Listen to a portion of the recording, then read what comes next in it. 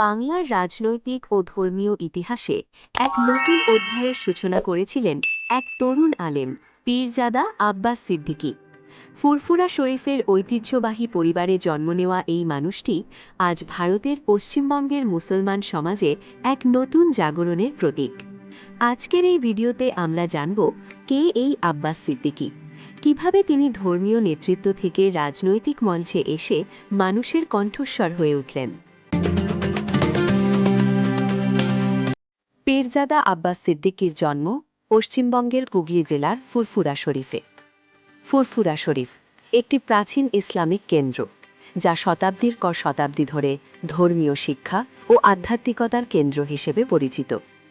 এই পরিবার থেকেই এসেছেন বিশিষ্ট সুফি সাধক হযরত আবু বকর সিদ্দিকী রহমা, যিনি বাংলার মাটিতে ইসলাম প্রচারে অসামান্য ভূমিকা রেখেছিলেন। আব্বাস সিদ্দিকী ছোটবেলা থেকেই ধর্মীয় পরিবেশে বড় হন। মাদ্রাসায় শিক্ষা গ্রহণ করেন, ইসলামিক জ্ঞান ও তাসাউফের শিক্ষা লাভ করেন।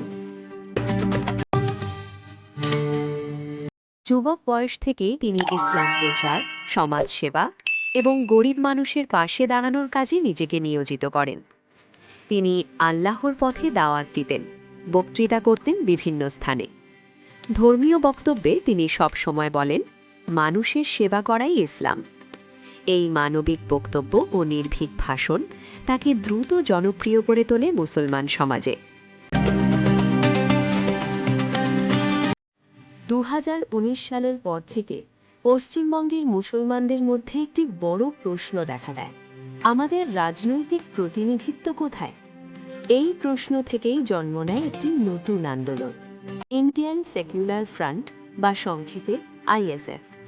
2021 সালের পশ্চিমবঙ্গ বিধানসভা নির্বাচনে আব্বাস সিদ্দিকী গঠন করেন এই দল, যার মূল লক্ষ্য ছিল ধর্ম, জাতি ও শ্রেণী নির্বিশেষে সবার ন্যায় বিচার নিশ্চিত করা। তিনি বলেন, আমরা হিন্দু, মুসলিম, দলিত, আদিবাসী সবার কণ্ঠস্বরকে একত্রিত করতে চাই। 2021 সালের নির্বাচনে আইএসএফ যোগ দেয় বাম ও কংগ্রেস জোটে। নিজের আসন থেকে প্রার্থী হিসেবে দাঁড়ান আব্বাস সিদ্দিকীর ভাই নওশাদ সিদ্দিকী, যিনি পরবর্তীতে বিজয়ী হন। অন্যদিকে আব্বাস সিদ্দিকী জনসভায় লাখো মানুষের সামনে একের পর এক জ্বালাময়ী ভাষণ দেন। তার কণ্ঠে মানুষ শুনেছিল বঞ্চিতদের জন্য এক নতুন আওয়াজ। যে কোনো জনপ্রিয় নেতার মতোই আব্বাস সিদ্দিকীর জীবনেও এসেছে বিতর্ক। তার বক্তব্য ও রাজনীতিকে কেউ কেউ ধর্মভিত্তিক বলে সমালোচনা করেছেন, আবার কেউ বলেছেন তিনি সাধারণ মানুষের ন্যায় বিচারের জন্য লড়ছেন। প্রশাসনের চাপে সভা বন্ধ হয়েছে, রাজনৈতিক প্রতিপক্ষ তাকে ভুল বোঝার চেষ্টা করেছে, তবুও তিনি অটল থেকেছেন। আমি রাজনীতি করছি না ক্ষমতার জন্য, করছি মানুষের অধিকারের জন্য। আজ আব্বাস সিদ্দিকী শুধু একজন ধর্মীয় বক্তা নন, তিনি পশ্চিমবঙ্গের সংখ্যালঘু, দলিত ও নিপীড়িত শ্রেণীর কণ্ঠস্বর। একজন ধর্মীয় নেতা থেকে সামাজিক সংস্কারক এবং সেখান থেকে একজন রাজনৈতিক চিন্তাবিদ, এই দীর্ঘ পথ চলার নামই আব্বাস সিদ্দিকী। বাংলার রাজনীতি যেভাবেই এগোক না কেন, পীরজাদা আব্বাস সিদ্দিকীর নাম থাকবে মানুষের পাশে দাঁড়ানো এক সাহসী নেতার নাম হিসেবে।